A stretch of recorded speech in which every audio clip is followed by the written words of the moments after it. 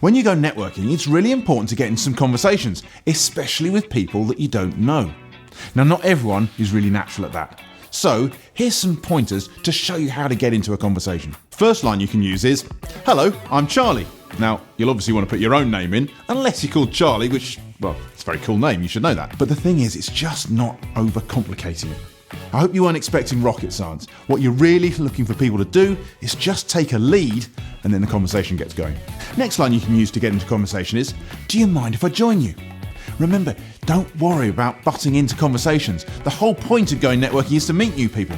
The only time you wouldn't do that is where you see people with very closed body language and they're obviously in a private conversation. The last line I'd suggest using to get into a conversation is, "I don't know anyone here.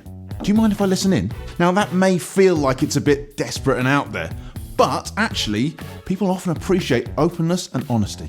And if you're trying to get into a conversation where lots of people are talking in a group already, well, "Do you mind if I listen in?" is actually a great way to introduce yourself, and people will always say yes. I've used it many times and it's never failed to get me into a conversation. Sometimes when you read advice about getting into a conversation, it feels really corny and almost like a chat-up line. My point to you is it's not.